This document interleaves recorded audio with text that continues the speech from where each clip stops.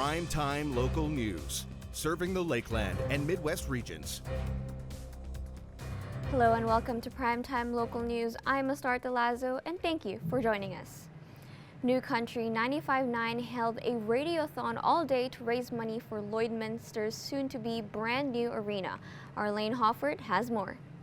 Friends of the Cenovus Energy Hub and New Country 95.9 teamed up for a radiothon to encourage locals to donate money for the upcoming Cenovus Energy Hub. We knew that individuals would want an opportunity to contribute in any ways they could. So today is a key day for us where we've organized this and partnered with 95.9, and the radiothon is getting the word out that people can go to the website and donate that way.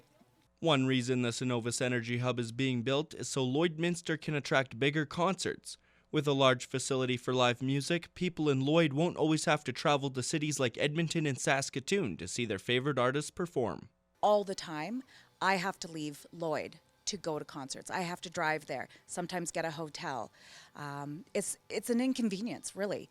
And we can get, with this facility, bigger names. We can get some of these people that you want to go to the cities for. You can do it right here at home and not have to worry about driving and hotels. New Country 95.9 host Heather Klegus says it's important for businesses to get involved in bringing new amenities like the Cenovus Energy Hub into Lloydminster as it benefits the entire community. The Cenovus Energy Hub, it's going to be such a great facility for our community, and it's going to support so many different groups like sporting teams, arts and entertainment, and just really help our community be vibrant and attract visitors to our community, attract great events. So when we support the community by supporting a facility like this, it really helps us all grow and to experience more and experience all that it has to offer. Anyone still interested in donating to the Cenovus Energy Hub can head to lloydminster.ca/donate.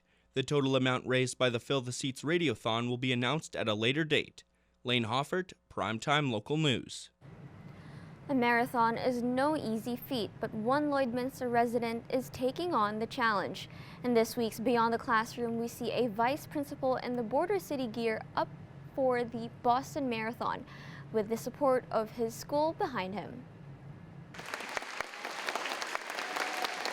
Winston Churchill Elementary held an assembly to send off Vice Principal Craig Blythe before he travels to Boston to participate in the world's oldest annual marathon. Mr. Blythe speaks to the honor of having the school support him throughout his journey. It's an amazing feeling to have the whole school community at Winston Churchill. We've got staff, students, and parents who've been behind me the whole way. A lot of them know that last year I didn't qualify and that I rebooted and worked even harder this year to be able to qualify. So as I'm training and as I'm running the race, I'll be thinking about this community, and that'll give me the boost I need when it's hurting, when it's painful, when I'm not feeling well during the run. That'll give me what I need. Both the students and staff at the school have been eager to host this assembly, having time to prepare and surprise him. It's been fun. Mr. Blythe was away the last couple of days at a conference, and we were able to kind of do in secret different posters for them, and the kids were very excited to wear their Wildcat gear today and to make posters for him and to be able to cheer him on. With the key theme of the assembly being motivation, the students at the school are also running in support of their vice principal. My class is running 10 kilometers to support for Mr. Blythe. Well, I'm excited for him because I like to run, and he's inspired me to do the things that I like to do. Mr. Blythe, on top of being grateful for the support, wants the students to know they can do anything they set their minds to. Outlining a goal and then making a plan to get there is what we want our students and our staff to understand. And it doesn't have to be a physical goal. It could be something that you're working on mentally, or you're working on a new skill. It's kind of the same process where you make a plan, tell other people about the goal that you have, and then keep checking in with them for encouragement as you move along your journey. And that's all for this week's edition of Beyond the Classroom. This is your classroom.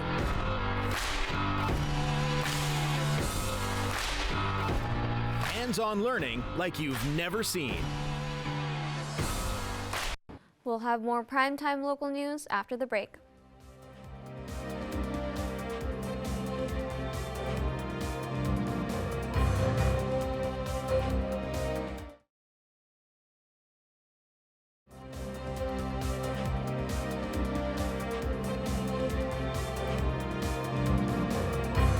Cadet Club of Lloydminster is hosting their annual Easter Extravaganza event this Saturday at the Olive Tree. Today I'm joined by Bailey Moses, and today we're going to be talking about the upcoming Easter Extravaganza that the Cadets Club of Lloydminster is holding. So thank you so much for joining me today, Bailey. Absolutely. Thanks for, putting it together. Awesome. And so, like I said, the Cadets Club of Lloydminster is hosting an Easter Extravaganza coming up this Saturday on April 12th. And so can you tell me a little bit more about the event? Yeah, so we are hosting a free breakfast at the Olive Tree downtown. We've been doing this event for a few years now, and we just really love to do something that is totally free just for the just for the community. And yeah, we receive funding from downtown Lloydminster for the event. So it's really fun. We do free pancakes, free sausages, fruit, drinks, and then we do egg decorating. We decorate a little basket and do some coloring pages for Easter. And then the Easter Bunny also makes a special trip to visit us. So he takes pictures with everyone, and yeah, it's a lot of fun. Awesome. And so can you give me a walkthrough of what the start until the end of the event would be like? We open our doors at 9 a.m. and we go till 11:30 at the Olive Tree. You'll come through and you can get breakfast, and then once you're done breakfast, then you can move on to egg dyeing and decorating and crafting, and then pictures with the Easter Bunny. Yeah, and what is the purpose of the Easter Extravaganza event, and how does it fit into the club's overall mission? Our overall mission is serving the community's greatest needs. And so by doing a free community breakfast right downtown, we believe that we are serving the community's needs by bringing everyone together, celebrating Easter, and just spending some time together as a community for a free event.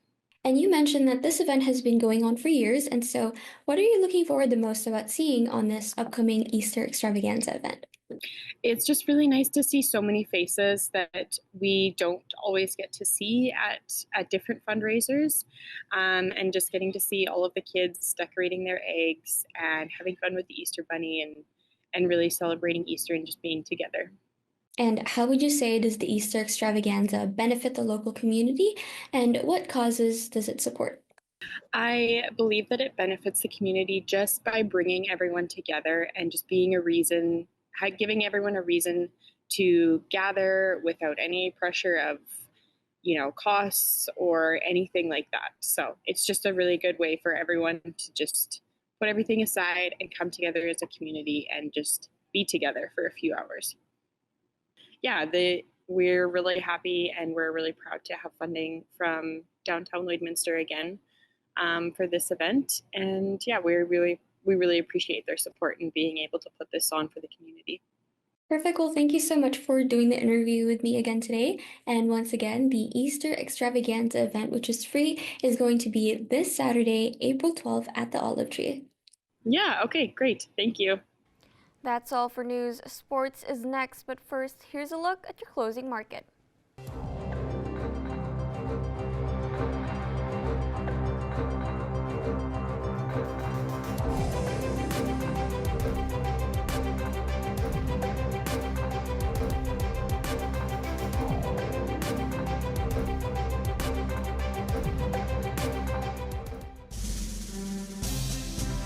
Today's oil prices are brought to you by First General Services.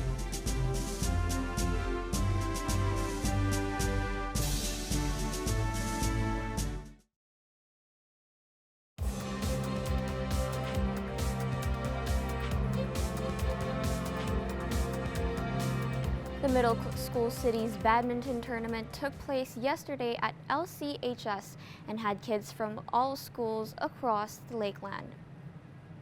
Hosting the Lloydminster City Badminton Championships. So we have students from Bishop Lloyd, E.S. Laird, College Park, Holy Rosary, and Lloyd Comp High School. And then we have teams from Saskatchewan, Eagleview up in Onion Lake. So there's a total of 7 schools represented here.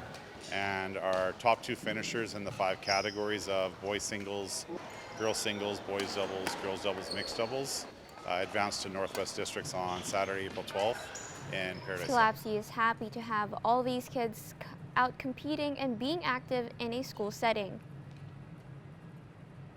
For our gym here, we got all the doubles.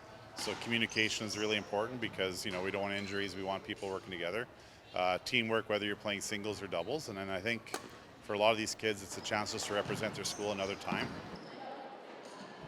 Division of property can be tricky when going through separation and divorce. Stacey Comer has more on how to deal with splitting Canada Pension Plan's contributions when couples are calling it quits.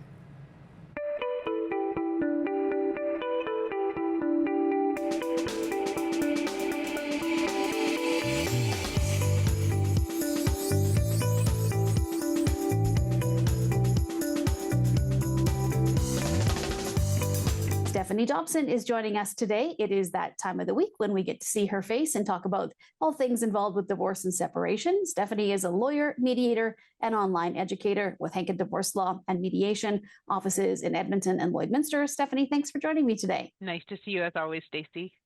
Well, we're going to be chatting about division of property, kind of continuing the theme. And this time we're going to be talking about the Canada Pension Plan, because this is something that does need to be sorted when you're going through the divorce and separation process. So first of all, how can that be shared, Stephanie?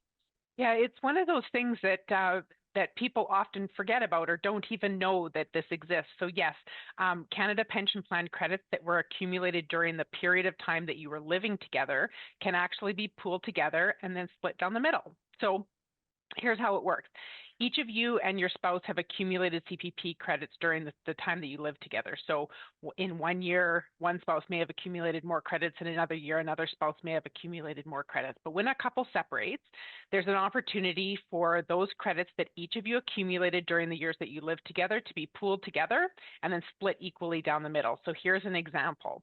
If one of you earned $10,000 in pensionable earnings in a year and the other earned $20,000 in pensionable earnings during the year, the total pooled together, it equals $30,000, and then split down the middle equals $15,000. So then, and CPP will do this calculation for you. It's not something that you're expected to do on your own, but you're eligible to do this split for each of those years that you lived together and that you are accumulating CPP credits.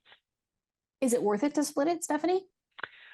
Well, whether or not it's worth it to split those CPP credits will partly determine on the on whether you've what kind of CPP credits you've accumulated during your relationship. So, in the event that both of you have been working full time during the entirety of your relationship, there's probably not much of a benefit to either of you to pool those credits together and split them down the middle.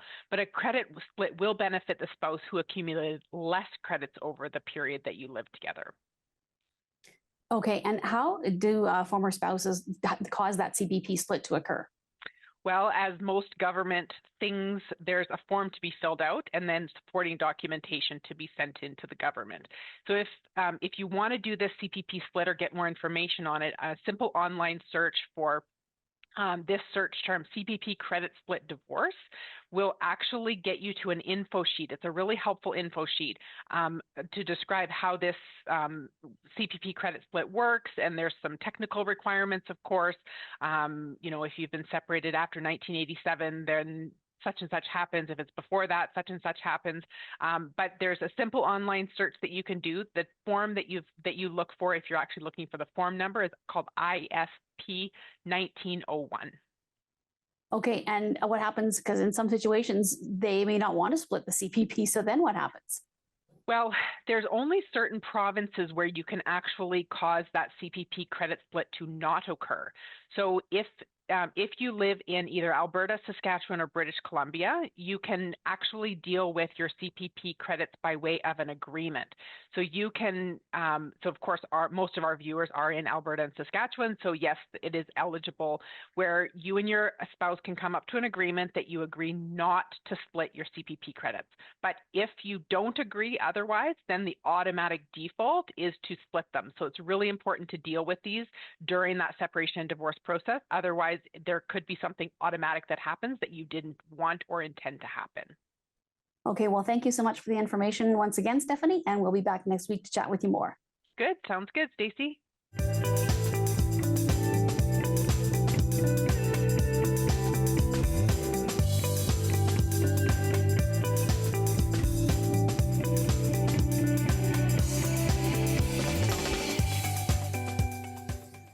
now let's take a look at your ag prices.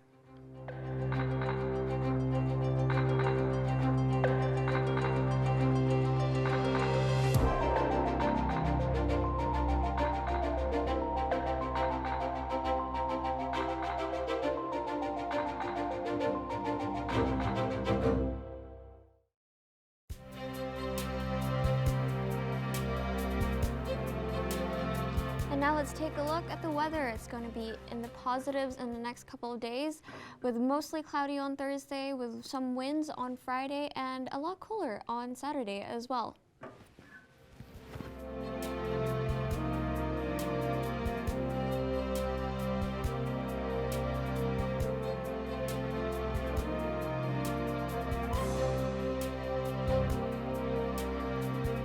Thank you for watching Primetime Local News. I'm Astarta Lazo, and have a great rest of your day.